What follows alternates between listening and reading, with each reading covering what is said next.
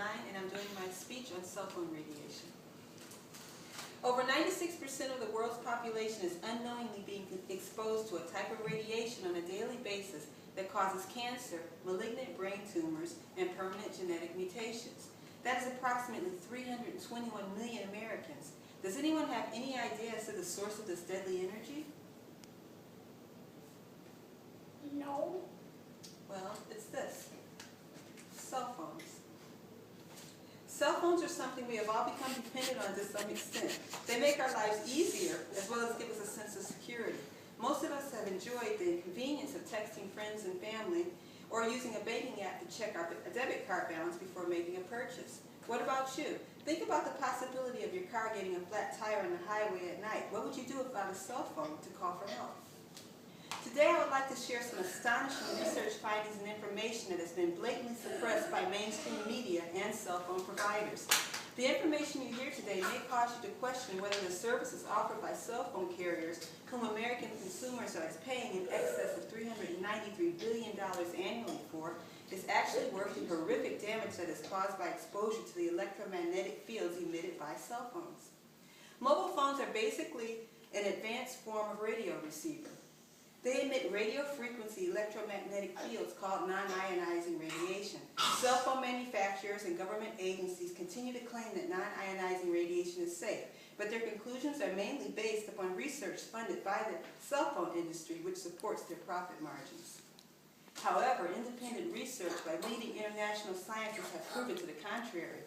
5 decades of studies in Germany have confirmed that non-ionizing communication radiation does in fact have the same effect on human health as ionizing gamma wave radiation, which is the type of radiation emitted from nuclear reactions. Dr. Hayo Echo of the German Medical Association has stated that the injuries from radioactive radiation are identical with the effects of electromagnetic radiation. The damages are so similar that they are hard to differentiate. According to Preventive Psychiatry magazine, neither radio frequency nor microwave fields exist as significant components of this planet's natural electromagnetic environment. Our generation is the first to voluntarily expose itself to these fields. This is being done without exact knowledge as to the overall outcome of this environmental change. It is important to consider that when mobile phones are held to the head, 20 to 80% of radiated energy is absorbed up to 2 inches into the head. This radiation, according to research performed at the University of Sweden, crosses the blood-brain barrier, resulting in albumin leakage and damage to the neurons in the brain. Cell phone use has been found to be the source of headaches, decreased short-term memory, decreased learning capacity, sleep disorders, concentration difficulties, cancer, and genetic mutations. It is important for us all to understand that many of these genetic effects may not be evident for up to 5 generations in the future. By that time, it will be too late. The damage our generation has inflicted will be done. According to epidemiologist and medical researcher Dr. George Carlo, our bodies recognize the signals emitted from cellular phones as invaders being absorbed into the body and immediately begins a biochemical reaction to stop them. Cellular energy, usually used for metabolism, is used for protection then. So cell membranes harden, keeping nutrients in and waste products out. Nutrients out and make waste products inside the cell. The accumulation of these waste products in the cell creates very high free radical content, which leads to a disruption of DNA repair and cellular dysfunction. The effects are a lowered immune system, premature aging, and a breakdown in cellular communication, which is a precursor to cancer. The connection between cell phone use and cancer has been well proven by some of the world's most renowned and respected researchers, and while evidence is manifesting worldwide on the subject, very little of this information seems to be reaching mainstream news. Dr. Ole Johansson, a professor at the Karolinska Institute in Stockholm, Sweden, who is a Nobel Prize Award winner in medicine, has confirmed in his research that brain tumors and genetic damage is caused directly by cell phone use. Professor Leonard Hardell, also of Sweden, concluded in his studies on this topic that there was a 390-degree increased risk for malignant brain tumors in mobile phone users, as well as a 190-degree increased risk for users of cordless telephones. One of the first landmark decisions involving cell phone use occurred in October of 2012, when an Italian Supreme Court ruled that a man's brain tumor was the result of mobile phone usage.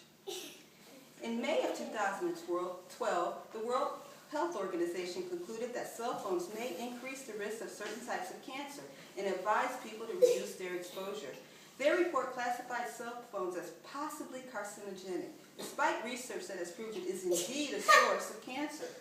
It is interesting in this case that the World Health Organization chairman responsible for assessing the damage of cell phone radiation, Professor Anders Albin, has been discovered to be a lobbyist for the cell phone industry. This is a clear example of the level of corruption that exists within this issue. Aside from cancer, cell phone radiation is responsible for non-repairable genetic damage. Dr. Naringa Singh of the University of Washington in Seattle has demonstrated in numerous studies that mobile phone radiation quickly causes single and double DNA strand breaks. DNA strand breaks cause one's offspring and future generations to suffer from a disposition to cancer, genetic diseases and instabilities, neurological dysfunction, and immune system dysfunction. A 6-year wireless technology study mandated by Congress, which gathered a team of over 200 doctors, scientists, and experts, found that human blood exposed to cell phone radiation had a 300% increase in genetic damage. This information has been kept quiet, never really getting the mainstream media coverage that it deserves. The REFLEX project is one of the largest research projects to find overwhelming evidence of the connection between cell phones and DNA damage and cancer. Headed by Dr. Franz Alkoffer and performed by 7 European countries, this study confirmed that wireless technology does indeed cause single and double DNA strand breaks, as well as certain types of cancer. Aside from brain cancer and genetic damage, cell phones have been found to be responsible for a most devastating disease, childhood leukemia. Studies by such noted experts as Professor John Goldsmith of Israel, Dr. Stanislaw Mizgelski of Poland, and Drs. Anderson and Henderson of the Hawaii Department of Health have all proven that cell phone radiation increased the risk of childhood leukemia. So now, the question that we need to consider is, if the research is so overwhelming, why is nothing being done to protect our safety as consumers? Well, I believe it gets down to a few main points. A lot of people are making a lot of money manufacturing, selling, providing service, and accessories for cell phones. That $393 billion I mentioned earlier is only for cell phone service in America. The figures are much higher when you consider actual phone sales and distribution and services worldwide.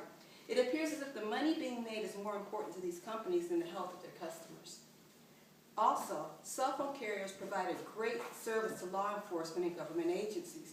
According to Forbes magazine, cell phone carriers such as AT&T made millions of dollars last year from the fees that they charge these agencies for release of the private information, voicemails, and text messages of their customers, as well as wiretapping services without the requirement of a search warrant. This is an example of a perfect symbiotic relationship. One reason why our government will really be slow to advise us to really stop using cellular phones. Today I have shared with you a small amount of the research that is available for you to discover about the hazards of using a cell phone. My hope is that you reevaluate your need for a device that is 24 hours a day, 7 days a week, 365 days a year, exposing you to radiation that is not only destroying your health, but the health of all future generations on this planet.